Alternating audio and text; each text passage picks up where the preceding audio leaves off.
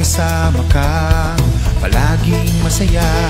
Anuman ang problema, magtutulungan ka ng GFM, GFM, GFM, GFM, GFM, GFM, GFM, GFM.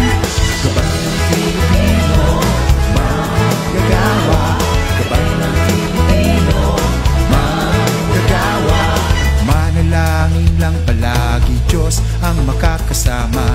Buhay mo ay sisigla at may direksyon na. Dahil sa GFM, GFM, GFM, GFM, GFM, GFM, GFM, GFM. Gabay ng Pilipino, manggagawa. Gabay ng Pilipino, manggagawa. Buo ang pamilya, malalim ang pananampalataya. Maayos ang buhay kapag kipakinabang siya. Dito, doon, sa ibang bansa.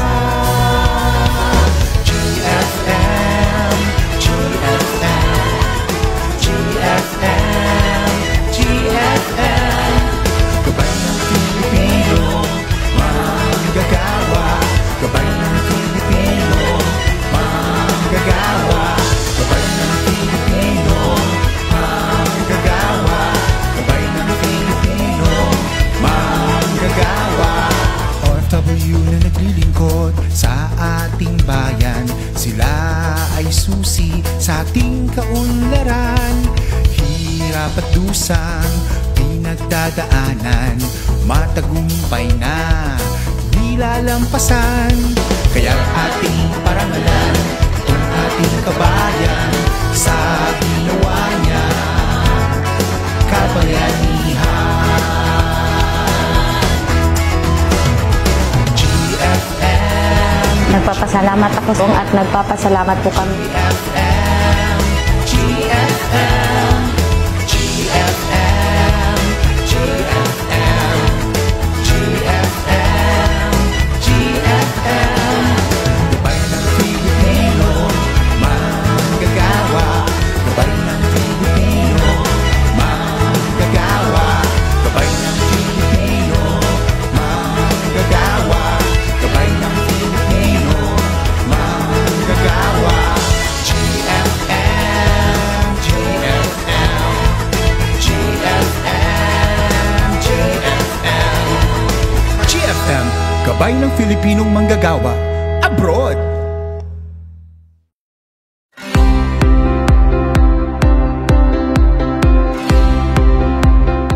Pamilyang buo, maayos na pamumuhay, malalim na pananampalataya, kapaki-pakinabang sa ating bansa at sa bansang pinagtatrabahuhan.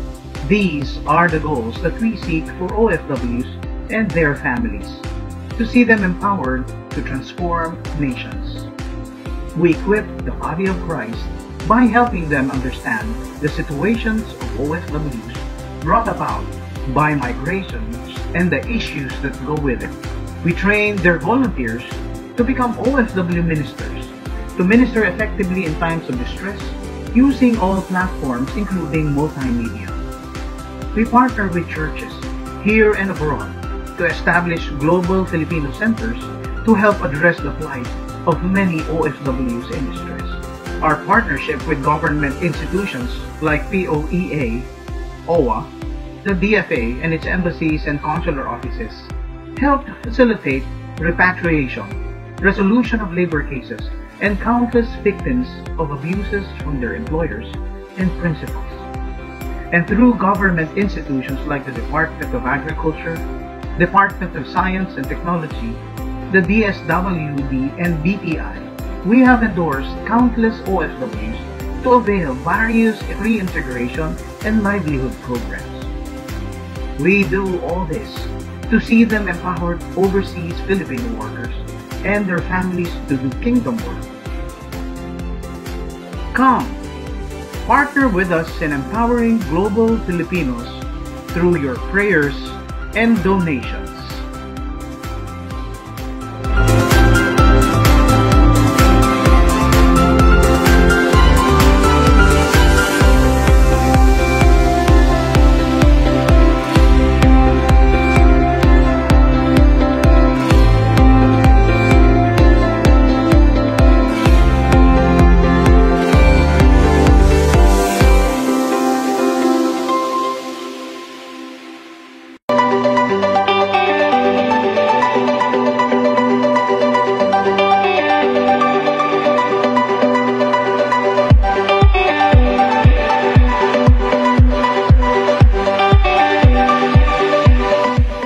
Isang magandang araw po sa inyo mga kababayani, whether kayo ay umaga, tanghali, gabi, saan mga kayo naroon. Ito po ang programang Gabay ng Filipinong Manggagawa Abroad. Kasama ko siyempre ang aking partner na si Ate Joy Ilagan. Yes, partner. Sir Rene Bunsoy, salamat sa inyo pong lahat na nanonood po sa atin ngayon live. Ngayon po ay March 6, ano po. So, pumasok na po ang buwan ng Marsot. Ito po ang una nating segment sa buwan ng Marsot. Tama ba, partner? Yes. Kaya po, abangan ninyo po ang aming mga susunod na segment na magbibigay ng gabay sa mga manggagawang Pilipino abroad. At syempre, kayo po ay nanonood dito po sa Facebook page ng The Global Filipino Movement Foundation Incorporated. At kung gusto niyo naman po kaming i-connect, kung gusto nyo mag-connect po sa amin, ito po yung aming pong iba't ibang social media platforms, yung Global Filipino Movement Foundation sa Facebook, yung pong Instagram, Global Filipino Movement, at syempre yung aming YouTube channel, Global Filipino Movement Foundation Incorporated. Kung gusto nyo pong mag-connect sa amin para mas matutunan ninyo ang batas, benepisyo, karapatan at depensa bilang isang OFW. At syempre, nagpapasalamat na po kami sa inyo ay kami umabot na ng 8.3 thousand followers sa aming pong Facebook page. Thank you very much at patuloy po kayong tumangkilik, patuloy po ninyong ipamalita ang aming pong page na ito na nagbibigay ng makabuluhang mga information para sa inyong mga OFW work. At syempre, kung kayo naman po ay nais dumalaw sa amin, ito naman po ang aming pong lugar kung nasaan kami. Ate Joy, ikaw nga magbigay ng direction. Yes po, sa mga gusto pong dumalaw at makita po ang ating pong opisina dito po sa Ortigas. Kami po ay inyong matatagpuan sa 10th floor State Center 2 Building, Ortigas Avenue. Ito po ay sa Mandaluyong City. At kung alam niyo po yung POA dati, ito po ngayon ay Department of Migrant Workers na at ito po ay beside lamang po ng DMW. At kapag po kayo maglalakad, ito po ay ilang step, partner? 60, 50, Yan. wherever you're coming from. Yes, at kapag po kayo mabilis naman maglakad, makukuha niyo po ito ng 6 minutes. Meron din po tayong mga programa, yung po tinatawag na Cool Program. At ang ibig sabihin naman po nito ay yung tinatawag na Caring for Outstanding Outbound Laborers. At tayo po ay may mga serbisyo na ipinagkakaloob. Katulad po ng online appointment, e-registration, printing of documents po, online submission of documents for direct hires, photocopying, syempre po para legal services, at meron din po kaming libreng patanghalian. At ito po ay limited lang po sa ilan nga pong katao. Usually from 11 a.m. hanggang 1 p.m. lang yan. First come, first serve basis tayo. Basta meron lamang silang ipipresent the food stock. Yes, so salamat po. Monday to Friday po, ang aming pong opisina ay bukas 7 to 4 p.m. Alright, para sa mga update lamang sa kaganapan, partner, on your side bilang mobilization officer ng GFM, kumusta nga ba mga kaganapan doon sa inyong minomobilize na mga symposiums at saka mga anti-illegal recruitment awareness seminars? Yes po, salamat po sa ating pong mga kapartner dyan po sa lugar ng San Pascual at Boan, Batangas. Tayo po ay nagkaroon po ng symposium dyan po sa Ilat National High School. Salamat po sa ating principal na si Ma'am Cherry Ann Dating Ginoo. Ano po? Kung saan po mayroon po tayong 20% na anak ng OFW at halos 75% po ang may relative na OFW. At konti lang po ang hindi related sa OFW, kaya nakakatuwa po.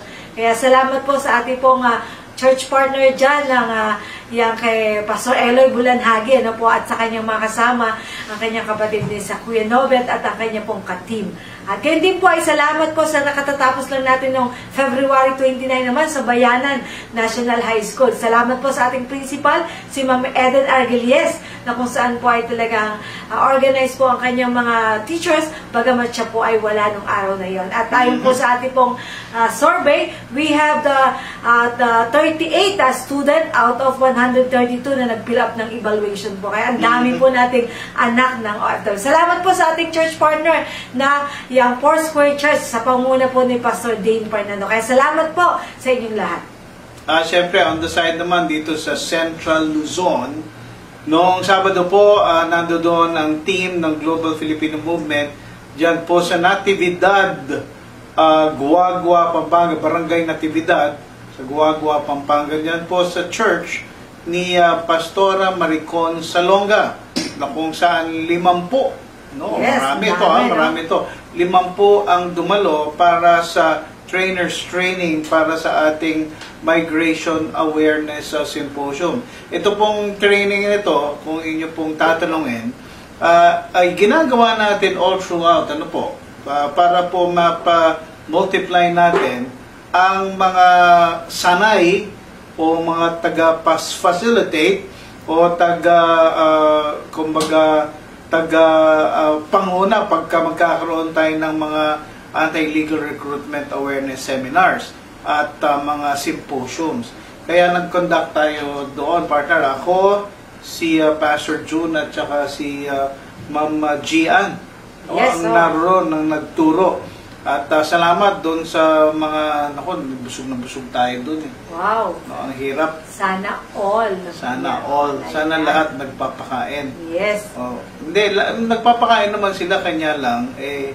Ito medyo iba to Ang dami nilang pinakain. Kami ay nag-Sharon pa. Wow, galing ano. Balutin mo ako. Balutin Ayan, mo ako. Okay. Well, anyway, ito po, kapag ka po may mga ganitong training and seminar, ibig sabihin lang nun, marami ang request sa atin for seminars, awareness, dahil doon sa awareness program natin, mukhang nag-gain tayo ng traction and interest doon sa mga lugar kung saan tayo nagpupunta. And that is mostly because of your mobilization, Ma'am Joy. Yes po, at para po sa ating upcoming pa, ang ginawa po namin mobilization, kung alam po ninyo, may bago po kasi programa ang ating OWA. Ito po yung partnership ng DMW at ng DOLE, yung pong OFW Children's Circle. At salamat po sa mga eskwelahan ng Baybayin Integrated National High School at Alupay. At ganyan din po ang ating pong mga church partner na excited para ma-organize ang ating OFW children naman. Ito po ay bunga ng pagkatapos ng symposium. Ito po yung application para po mabigyan po natin at ma-showcase po natin ang mga talent ng anak ng OFW at patulungan naman po natin sila sa mga kailangan po nila sa kanilang pong pag-aaral. Ayan. Parang sa akin, ang maganda dyan, Joy, mismo ang DMW at saka ang OWA, nire-recognize nila si GFM as a vital partner. Yes, yung arm. Oo, vital arm na maging kasangkapan o kasalamuha o ano bang pinakamagandang term dyan? Katuwang. Kakbay doon sa kanilang gustong gawin o layunin para sa mga OFWs. Kaya salamat po Department of Migrant Workers, sa OWA. Yes. Salamat sa inyong tiwala. At narito lang po ang GFM para sa inyo pong gabay. Ayan. Last week, pinag-usapan natin yung pagpapatawad or forgiveness after kung ang isang OFW nagkaroon ng nagkasala, no? To put it mildly, nagkasala sa kanyang asawa. Ngayon naman, gusto nating dugtungan how do you now, coming from that broken relationship, how do you mend that broken relationship? Forgiveness pa rin, pero ano naman yung proseso para makabalik doon? Mga tanong dito, Joy, makakabalik pa ba? No? Madali bang makabalik? Madali bang makabalik? Madali bang ibalik yung trust? No, yung love for each other? No? Kasi medyo matindi. Matindi yung ating pinag-usapan last time. Kaya, yung pag-uusapan po natin sa pagbabalik ng Gabay ng Filipinong Manggagawa Abroad is, paano nga ba ito gagawin? Ano ba yung mga proseso? Kaya huwag po kayong aalis at kami po ay magbabalik para i-discuss yung topic na iyan. Okay po. Stay tuned.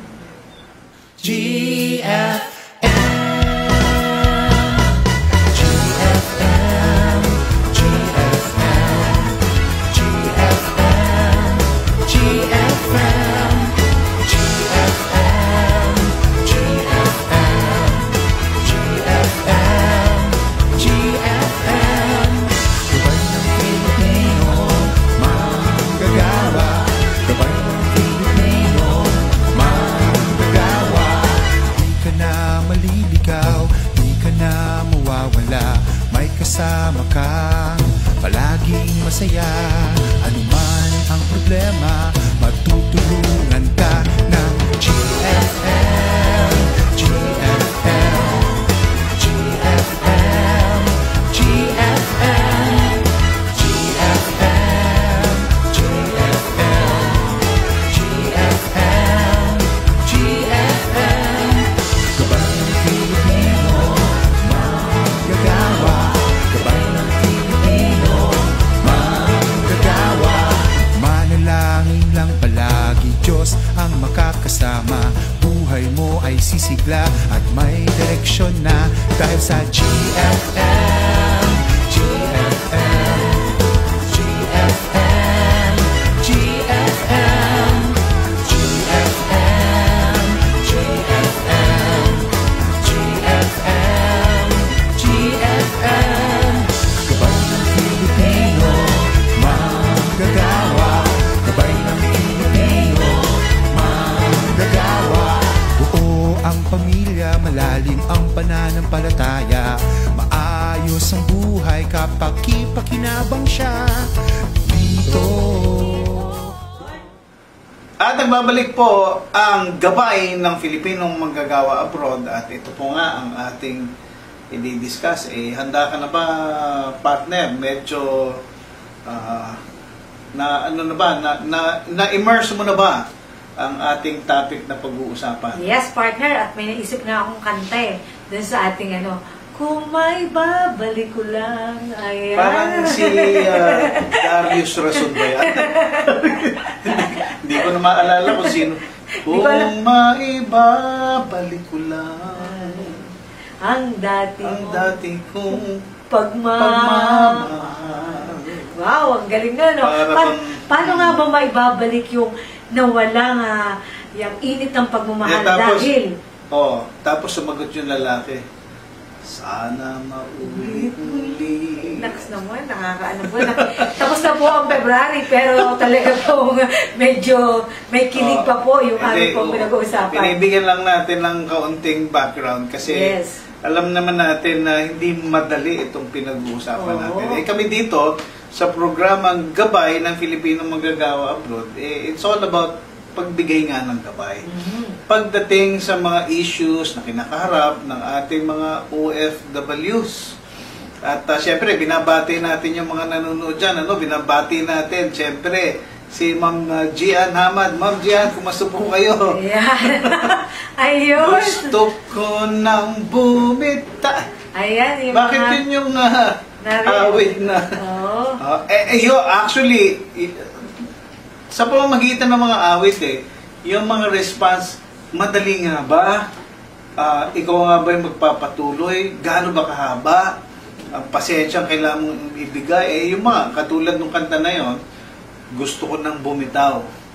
O yung iba nga, actually, bumitaw na nga Yes, yes. No? Pero pag-usapan natin na when that happens sa isang OFW or sa OFW sa relationship ng mag-asawang OFW at ikaw siguro coming from your experience ikaw ay asawa ng OFW, ng seafarer. Kung ikaw ang tatanungin, no? Hindi naman natin sinasabi nangyari sa inyo yun, no? Pero kung ikaw ang tatanungin ang konteksto, gaano sa palagay mo, umpisa natin, posible ba na bumalik sa dati o ibalik sa dati yung pagmamahal, yung trust, na kapag ganun ang nangyari? Assuming na sa akin, nagpatawad ba? O hindi, kung nagpatawad man, agad-agad ba na-restore? Yun yung mga ganung tanong, no? Ma'am Joy, go ahead. So, sa akin pong point of view, kapag ang dalawang tao po ay tunay na nagmamahalan, may posible pong may balikin dati. Kasi doon po kayo papasok sa kung talagang mahal mo siya. Hindi ka bibitaw. Gagawa ka ng paraan. So, posible, i-qualify natin na posibleng bumalik. Okay. So, on the other hand, ang kabaliktaran naman nun, posibleng hindi bumalik. Yes. Okay, sige, unahin muna natin. Kung pwede pang bumalik, ano yung kailangan nilang pagdaan ng mga stages? Where? No? In reality, mukhang mahaba ba siya? O maikli ba siya? Kung proseso siya, anong mga stages or process ang kailangan pagdaanan kapag sila ay magbabalikan? Yes. So, sa tunay, hindi talaga madali yung pagbalik. Kasi may nasira na po Kumbaga po sa ano po ay may lamat na. Nagkaroon ng lamat. Oo. So alam naman natin na kapag may lamat na isang relasyon, hindi ganun-ganun agad ito maghihilom. So talagang napakahalaga ng ang dalawang tao mismo ang gagawa nito. Hindi pwede yung one-sided na so kumbaga hindi pwedeng isa lamang. Yes po, kailangan po ay kung gusto natin itong bumalik, kailangan po ay mag-go through po sila pareho. Ayan. So, kasi pinag-uusapan natin relasyon na bilang mag-asawa, di ba? At bilang mag-asawa, alam naman natin kung ikaw ay nanumpa o sumumpa sa altar at kaharap mo ang iyong asawa at humarap kayo sa Diyos at nangako sa presensya ng Diyos na in sickness or in in sickness and in health, For better or for worse, till death for do us. sick in sickness, or for richer or for poorer, till death do us part. Pero pagka nandiyan na, ito na, reality sets in, kaya ko ba talagang patawanan itong nagkasala sa akin? Gaano ba katindi? No? And somebody says na ito, no? For example, sabihin na natin kung sexual sin ang nangyari. Alam natin na kapag ang mag-asawa, we know when we follow scripture, no, we believe scripture, na ang dalawa ay pinag-isa. Para bagang naalala ko noon nagko-conduct ako ng Marriage counseling. well, not marriage counseling, kundi yung True Love Waits, kung naalala mo yon. So mga kabataan ito, and there's one example that I do there. to illustrate kung paano ang dalawa ay nagiging isa. Yes. Okay? Remember, halimbawa, two colored papers, for example, isang orange, isang blue, pinagdikit ko siya nung binagyan ko ng paste, at pinagdikit ko yung dalawa hanggat sa matuyo siya. And the intention of the objective nung pagdikit ng papel na yun is pinagdikit mo na nga siya, so it is like one. And the exercise involved yung paghiwalay, nung natuyo na siya, pinaghiwalay ko siya. Anong naging result? Sisira. Nasira. Kumbaga, maaring maalis mo yung ilan, pero hindi pwedeng walang maiiwan nung papel sa kabilang papel doon sa papel na pinag-alisan mo. It is true pagka ganong ikaw ay kumbaga may asawa na, May naiwang bahagi. kumbaga, at ikaw ay kumbaga pilit mong pinaghiwalayan, may maiiwang bahagi. Kaya any one side, either the woman or the man, kapag ka nakipagrelasyon siya sa iba, May naiwan. dala-dala mo kasi isa na nga kayo So, and yun yung palagay ko complication kapag ganon ang pagkakasala. Paano mo maibabalik? Kasi parang sabi ko nga ikaw ay ako, ikaw ay akin, At ako ay sa'yo. ako ay sa iyo, di ba? Paano nangyari yun na mayroon din nakatikim na iba? So, for me, that's one of the, ewan ko sa mga kababaihan, isa siguro yan sa pinakamahirap. No? Hindi madali siya. Hindi madali. Kaya nga sabi nga natin, yung pagpapatawad, hindi madali. Pero kung assuming na nagpatawaran ang mag-asawa, ano yung proseso na kailangan daanan? No? Eh kanina we were talking about stages like where at first merong denial. Yes. No? At pagka denial, anong gino-go through? Ikaw, on the woman's side, paano yun? Ano ibig sabihin nun? Ang denial ay ibig sabihin ay hindi mo tinatanggap na nasaktan ka. Yung denial na yun. Kaya o pinababayaan mo na lang yung damdamin na O kumbaga parang gusto mo na lang parang kalimutan o kaya gusto mo na lang parang mamanhid. yan po, yan. No? Pero deep inside, talagang apektado ka. May kirot siya at may sugat na naiwan sa'yo dahil dun sa pangyayari yun. And maganda rin na kung gusto natin ito ay masave yung relationship, we need to accept the fact na nagkasala. Na hindi lang siya ang nagkamali, ikaw rin. May pagkukulang ka. Okay. So, ibig sabihin, yung nagkasala, may pag-amin, may pagkilala na siya ay nagkasala. Yun namang isa, siya naman ay pag-amin na maaring may pagkukulang din siya. So, each one is probably a contributor. Yes po. Hindi po kasi maaaring kaya lang siya nagkasala ay siya lang.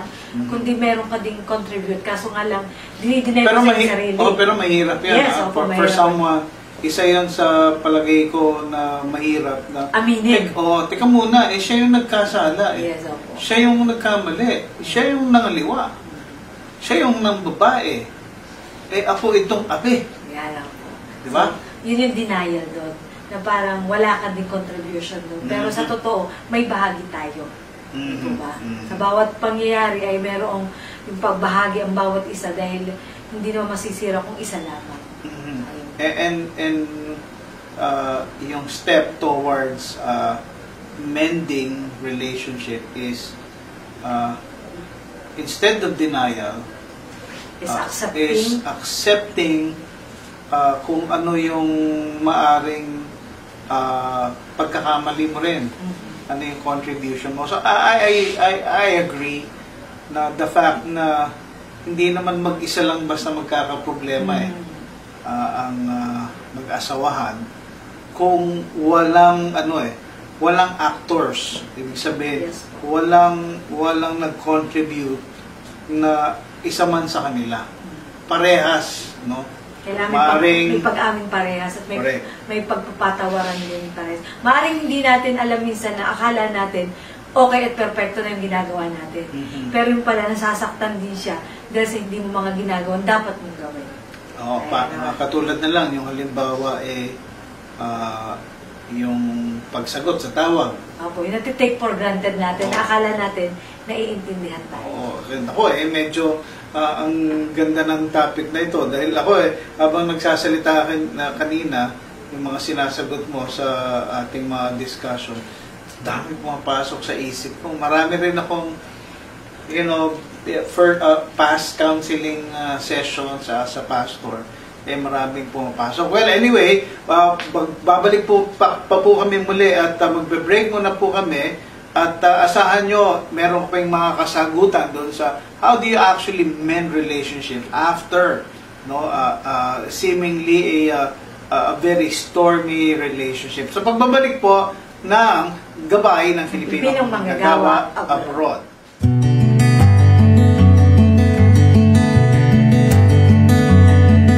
Isang magandang umaga po sa ating mga kapatid at mga kaibigan. Ako po si Pastor Joey Gonzales, pastor po ng Evangelical Church of Rizal sa Lipa City.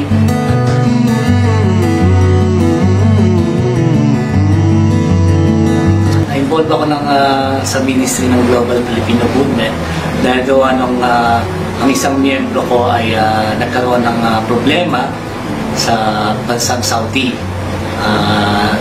Sinamahan ko rito ang kanyang asawa at isang hipag upang humingi ng tulong dito sa kanyang sitwasyon sa Saudi Arabia.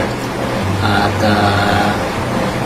umaasa kami na sa tulong ng Panginoon, siyempre, at sa tulong ng Global Filipino Movement ay magkaroon ng katugunan, positibong katugunan ang pag-uwi ng aming kapatiran sa bansang Saudi.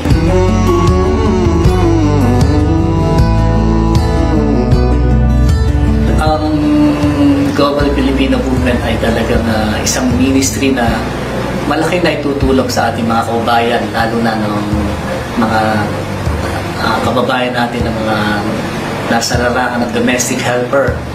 Kasi talagang yung mga bagay na ginagawa ng Global Filipino Movement ay pagbibigay ng bagay na imumulat ng kaisipan ng ating mga kababayan kung paano sila dapat maging maganda ang kanilang kalalagayan, maganda maging trato sa kanila, at kung paano sila manilbihan. Kaya naniniwala ako na sa tulong ng Global Filipino Movement at maging ang ating gobyerno ay mabigyan ng magandang kaparaanan at kaayusan ang mga kababayan natin na nagtatrabaho bilang domestic helper, na hindi naman sila magkaroon ng mga karanasan na pwede nilang ikatroma, pwede nilang ika-homesick, kundi bagay na talagang magkaroon sila ng kasiyahan sa kanilang mga pagtatrabaho. Isang kagalakan, isang katuwaan na malaman ko na mayroong ganitong ministry para sa mga kababayan natin bilang sa mga kapatiran na nagtatrabaho sa ibang bansa bilang ganong domestic helper or migrant worker. Kaya nga, ang bagay na ginagawa ng Global Filipino Movement ay para talagang mag-boost ang moral ng ating mga kababayan, hindi man nakauwi o parang mabigyan ng solusyon ng kanilang mga problema, kundi bagay na makita nila kung paano ang mga bagay na ginagawa nila dun sa ibang bansa. Kaya nga, para din sa mga kapatiran, kung kayo man ay natatrabaho sa ibang bansa, sana ay makita nyo yung mismong bagay na ikagagalak ninyo, ikatutuwa ninyo sa paninilbihan bilang isang overseas migrant worker sa ibang bansa.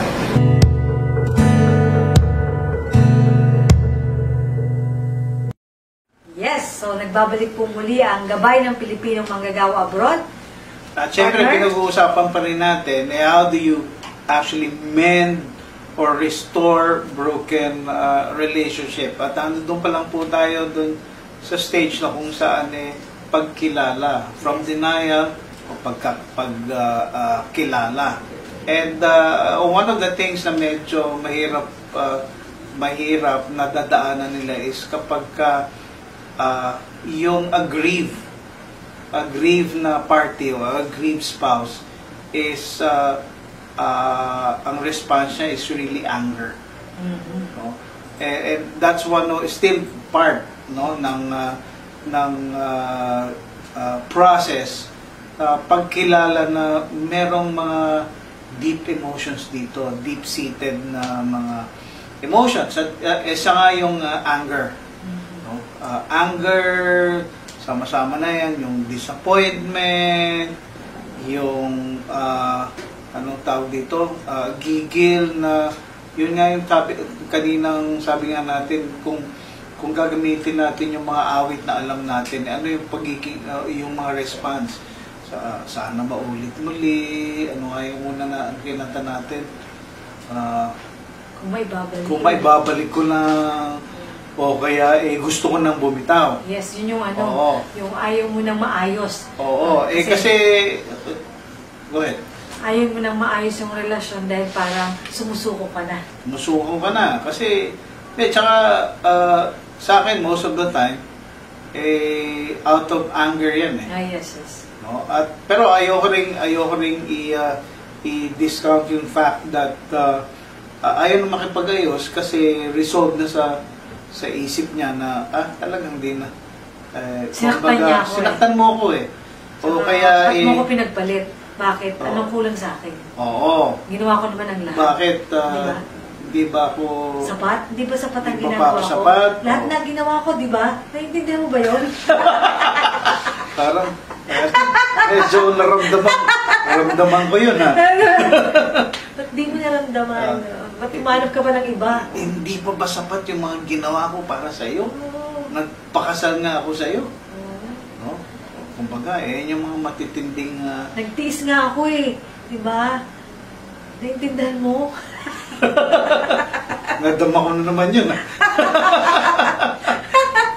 Ayun. So, mahirap, pero kailangan pagdaanan. So, may anger, ang kabaliktaran naman ng anger is yung sobrang lungkot at pagkalumbay. Yes, dumarating yung depression. Pero nakita ko din, partner, na napakahalaga talaga na maintindihan naman ng lalaki yung side ng babae. Kasi minsan gusto ng lalaki magpatawad na agad itong si babae. Diba? Pero ang babae kasi, pag nasinaktan mo siya, ano talaga yan, iiyak pa yan lagi at iiyak. Iiyak at saka ano yan, hindi yan. Ito yung mga palaging tinatanong, no? Pagka ibig ba sabihin nagpatawad ka na, makakalimutan mo na hindi. Yung kasalanan. Hindi, di ba? Oo, siyempre, yung memory mo, na bago nandyan pa rin kayo palagi, kaya minsan yung ginagawa ng iba, lumalayo muna. Hindi lang yun hindi lang yung memory pati yung pakiramdam, yes. Yung ramdam mo, yung nabitray ka, yeah. Nagalit ka, alam mo sa lalaki, equivalent ng lalaki, yung kung lalaki naman ng ginawa ng ganon. Matindi ang reaction nyo, papatay kayo agad Actually, ganon nga. Kasi, iba ang mind setting ng mga lalaki yan Pag tinatado, alam mo bakit? Bakit? It's the ego. Yes, oo. Ang ego ang nasaktan. Iniputan ako ganon yun. Yan ang sasabihin ko na word na parang iniputan ako sa ulo. Oo. Yun yung, and I've heard that more than once. Yes. Mga kausap natin mga kalalakihan, mga OFW na gano'n naman ang ginawa sa kanila. Parang dinisrespect mo ko, niyurakan mo yung aking pagkalalaki, yung aking pagkatao.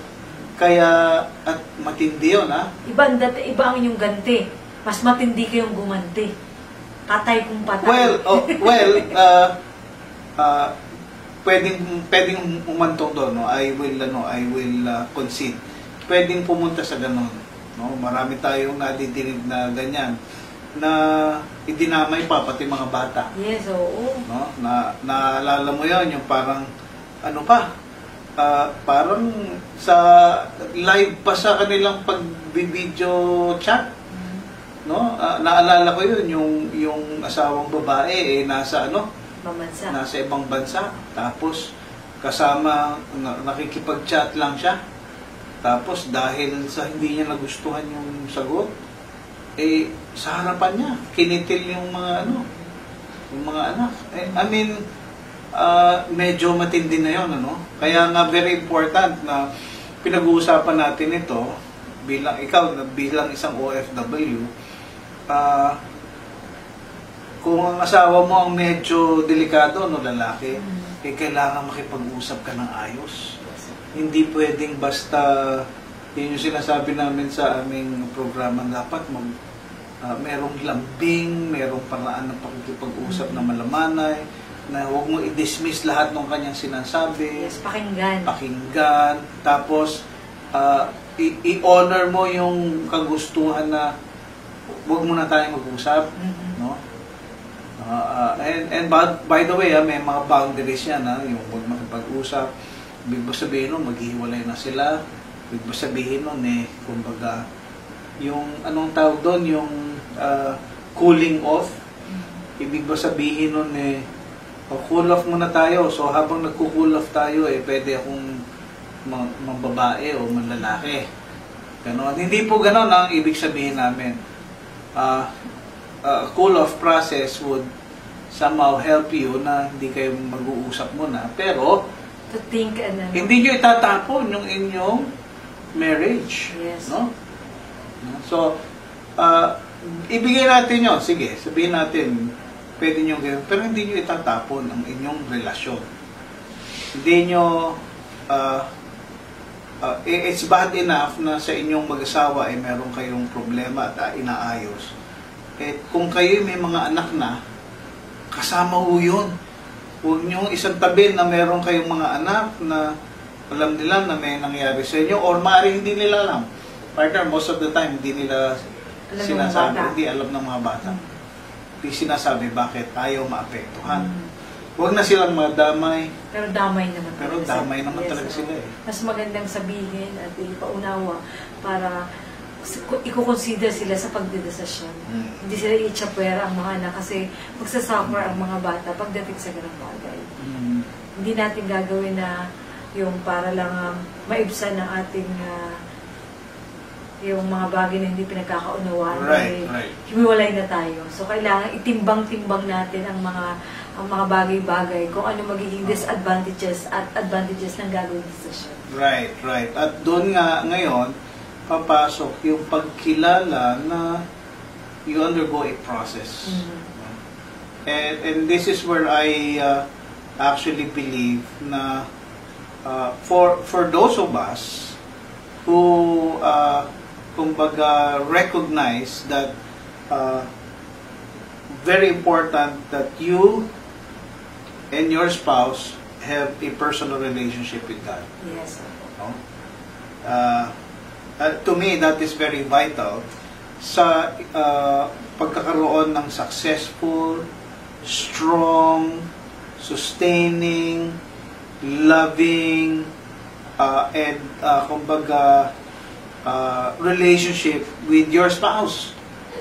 Because we recognize that God is in the center ng inyong relationship. So therefore, mahina kayo parehas di ba?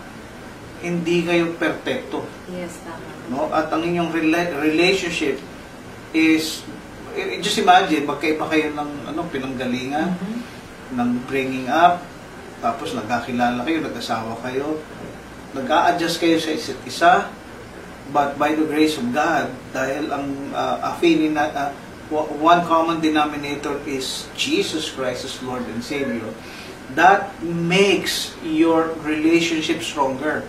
Kahit pa po magkahiwalay no, si wife or si husband ay OFW, tapos alin man yung sin man yung naiwan. Kanya nga po, iyan yung outcry natin na sa aspirational goals natin, dapat malalim Ang pananampalataya. ang pananampalataya. Para maayos ang pamumuhay at maging buo ang... Maging buo ang pamilya. Ayan. Ang anchor talaga dun yung malalim na pananampalataya. And I know na itong mga pinag-uusapan po natin, coming from the discussion of can you forgive? Yes, it is mahirap, yes, but it is possible. You Yes. can forgive. Can you restore? Yes, but it will take Fine. time, process. Huwag pilitin. Yes. Huwag idiin. Ano ba? Nag-sorry na ako. Ba't ngayon pa ako pinapatawad? Kailangan ng respect and space. Kailangan ng respect, kailangan ng pagkilala ng mga emosyon na nadama, kailangan ikilalanin na may sugat na naidulot dahil doon sa kasalanan yon. At kailangan ng panahon para paghilumin ang mga sugat. Ito pa nga as a pastor, I've done that, several counseling for husbands and wives, no? Na parehas may issues, parehas nasaktan, and panahon partner panahon talaga. Hindi talaga ganon kabilis. Yes. No, kuminsan nga kuminsan nga years. Oo. No, at kuminsan ayaw na nga mag-usap Mhm. Yung bang kuminsan kahit pagkakukumustahin mo, okay lang kami, pastor, huwag na kaming tanungin. Pero alam mo na hindi and I think this is where kung palagay mo yung pinakamahirap, partner, yung aminin na may problema pa rin kayo.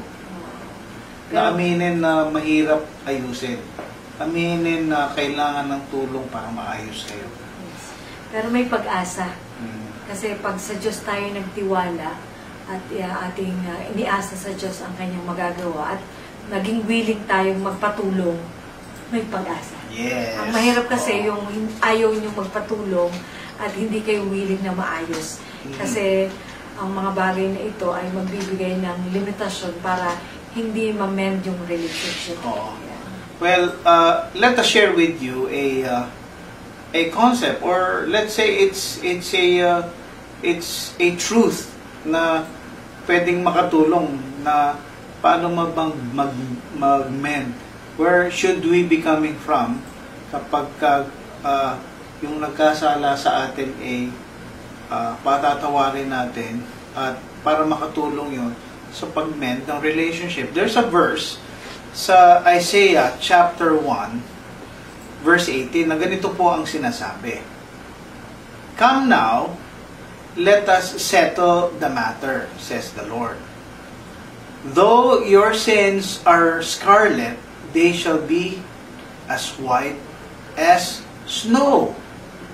Though they are red as crimson, they shall be like wool. Sa Tagalog, hali kayo at tayo magpaliwanagan. Sabi ni Yahweh, gaano man kapula ang inyong mga kasalanan, kayo'y aking papuputiin tulad ng yelo o bulak. Alright? And the principle is this, and the truth is, sabi niya, unang-una may pagkilala na kailangang magpaliwanagan. We need to talk. You need to talk. And for God to say that, parang nag-ano na nga siya, nagpakumbaba siya. Ang sinabi niya, kinikilala niya, by saying na kung ang iyong kasalanan ay parang kasing pula, no? Ng crimson, iyan ay papuputiin ko. Ibig sabihin, He is willing to forgive and to forget. In a sense, papuputuin mo yung madumi, parang ikukula niya. Papuputiin niya yung madumi. And, Isa naman siya.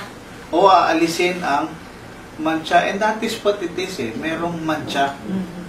Pero you must be willing to forgive in such a way na alisin, ituring yung pula o yung madumi, ituring na malinis uli. No?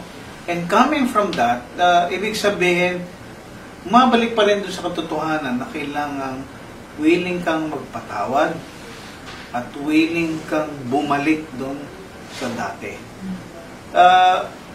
Kababayani, hindi ibig sabihin, sinasabi namin sa inyo na, dapat ganito ang gawin mo, dapat mabilis lang yan. Hindi.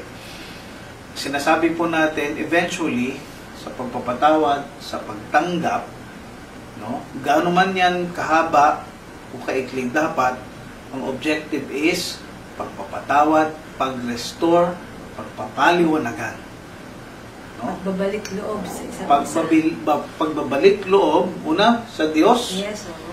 No? Kasi alam naman natin ang pagkakasala dahil humiwalay tayo sa Diyos Ginawa natin yung gusto natin. Ginawa natin yung gusto natin, hindi yung gusto ng Diyos para sa atin.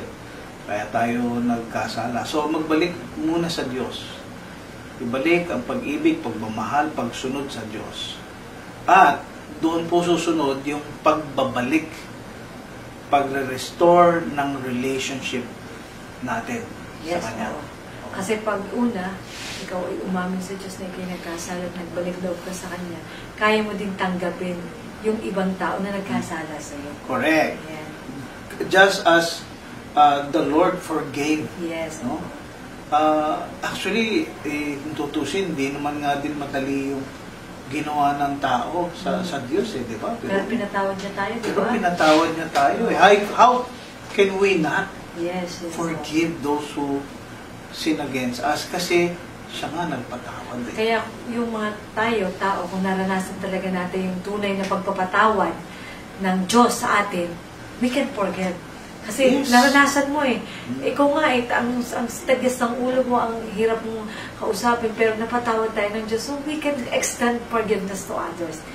Especially our husband, our wife natin. At itong diniscuss namin sa inyo are just but a few principles and tips na rin para sa inyo na aming mga kababayani na maaring nagkaroon ng ganitong karanasan at mahirap para sa inyo na makipag-restore ng relationship, makipag-usap. Okay naman yung di kayo makipag-usap for a time lang. Pero at one point, you have to start communicating and start opening up. No? Ang paghihiwalay po ay, bagamat na alam natin ay pwedeng gawin, it should be only resorted to kapag tinry nyo na pong lahat ng option. Pakikipag-usap, pagpapatawaran, pag-restore, pagbabago ng sarili, no? And by the way, that is for both parties. Pagbabago ng attitude, pagpapatawad, at that should only be kumbaga, the option. Yung paghiwalay is kung wala na talaga, hindi na sinubukan niya na ang lahat. And still, to me, masakit man yon, pero kailangan talaga natin gawin ang lahat. Yes. No? Dapat dumaan tayo sa proseso. Dumaan tayo sa prosesong gano'n. So, mga kababayani, gusto namin tapusin dyan ang aming pong discussion. But before that, let me lead you in a word of prayer. Tayo po ay manalangin, tayo po yumuko at manalangin. At kung nakaranas ka ng ganito, alam kong mahirap ang pagpapatawad para sa iyo. Masakit, and you are probably right there sa kalagayang iyan. But I believe this is a time, kung nanonood ka, this is time for you to consider yung sinabi sa Isaiah 1:18, na come, let us reason together, magpaliwanagan tayo. Makinig ka sa salita ng Diyos, kaibigan. Kung nais mo, ay humingi ng kapatawaran dahil sa ginawa mong kasalanan doon sa iyong asawa, ay humingi ka ng kapatawaran ng Iyong at ikaw ay patatawarin. Kung ang ikaw naman na kailangan magpatawad ay nahihirapan ka, ihingi mo rin ito ng tawad dahil ang nais ng Diyos dapat tayo magpatawad dahil tayo pinatawad. Yes. Gawin po natin ang nararapat para tayo ay maayos. Panginoon, kausapin mo aming mga kababayani na maaaring nag-go through ng ganitong phase sa kanilang buhay, sa kanilang relationship. Una, ang dalangin ko po ay kalakasan, kababaang loob na tanggapin na maaring sa pamamagitan ng kanilang experience na ito ay tumigas ang kanilang mga puso. Paghilumin niyo po ang mga sugat. Palambutin niyo po ang mga tumitigas na puso. Gabayan mo sila towards the path na siyang itinakda mo, o Diyos, para sa kanila. Ang sino man sa kanila, Panginoon, ang naghahanap ng katotohanan, Lord, that they may seek you and that they may find you and that they may recognize you and accept you by faith as Lord and Savior of their lives. Panalangin po namin patuloy niyong gamitin ang programang ito para po sa kapahayagan ng inyong salita, gabay mula sa inyong salita, at direksyon mula po sa inyong salita. Ito po aming samo at dalangin, pangalan ni Jesus, amen. Maraming salamat po sa inyong pag-tune in. Ako sa bilis ng ating oras magpapaalam na po kami. Nagpapasalamat po kami sa inyong pag-tune in. At syempre, next time inyo po kaming katagpuin uli ng Wednesdays 1 to 2 p.m. At makakasiguro po kayo na magbibigay po kami ng iba't ibang mga topics that will be relevant for you. Syempre, magpasalamat tayo, partner, sa mga nanood. Yes, so salamat po sa inyo pong pag-antabay at pagsubaybay po sa ating gabay ng Pilipino Manggagawa Abroad. Kaya kung kayo po ay may nais itanong o linawin sa aming pong segment ngayong araw na to, pwede po kayong mag-comment o mag-message po sa amin para po mabigyan po namin kasagutan at inspirasyon po kayo. Salamat po muli! At syempre, meron din po kaming mga numbers na pinapakita on screen kung gusto niyo pong tumawag sa amin or kung gusto niyo naman mag-email sa helpdesk@globalfilipinomovement.com. Pwede niyo po i-send yung inyong mga email, inquiry, or even suggestions. No? Pwede po yan. Pwede bang bumate? Happy birthday sa aking kumaring Maring Dea Silo, nasa Canada. At belated happy birthday kay dating Konsehal Gary Malalon. Salamat sa dinner kagabi. God bless! Oo, syempre, babatin na rin ako ng advance happy birthday kay Professor Raymond Chan na magse-celebrate ng kanyang birthday sa March 25 pa naman. Alayo pa naman, ano? Pero binabati ko na ng happy birthday, Professor Raymond Chan. At sa aking anak, sa Friday, birthday ni Rich. Oy! Rich, happy birthday, ha! Nag-advance ka na ng celebration ng Saturday, kaya alam ko masaya ka na. God bless, anak! Alright, tayo magpapaalam na. Sabihin natin ng sabay yung ating habilin. Mga kababayani, tandaan yung palagi, mahal kayo ng Diyos. God bless everyone! God bless everyone and goodbye! Yes. GF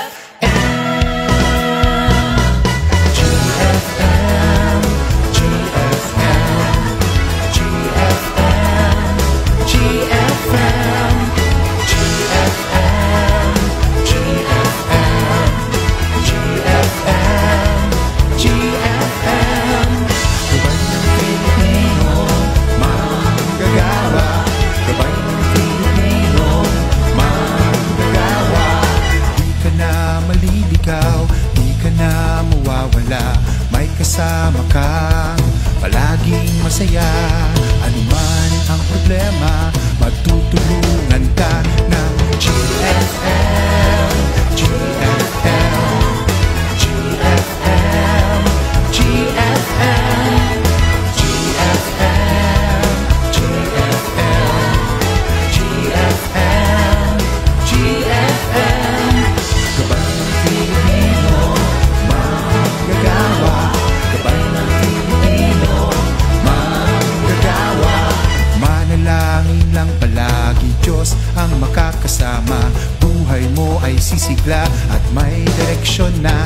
Dahil sa GFM, GFM, GFM, GFM, GFM, GFM, GFM, GFM. Gabay ng Pilipino, manggagawa. Gabay ng Pilipino, manggagawa. Buo ang pamilya, malalim ang pananampalataya. Maayos ang buhay kapag kipakinabang siya. Dito, doon, sa ibang bansa. GFM, GFM, GFM, GFM. Gabay ng Pilipino, manggagawa. Gabay ng Pilipino, manggagawa. Gabay ng Pilipino, manggagawa. Gabay ng Pilipino, manggagawa. OFW na naglilingkod sa ating bayan, sila ay susi sa ating kaunlaran. Hirap at dusang pinagdadaanan, matagumpay na nilalampasan. Kaya ating parangalan ang ating kabayan sa ginawa niya kabayanihan. GFM, Nagpapasalamat ako at nagpapasalamat po kami. GFM, GFM, GFM, GFM, GFM, GFM. Gabay ng Pilipino, manggagawa. Gabay ng Pilipino, manggagawa. Gabay ng Pilipino, manggagawa. Gabay ng Pilipino, manggagawa. GFM, GFM, GFM, GFM, GFM. Gabay ng Pilipinong manggagawa abroad.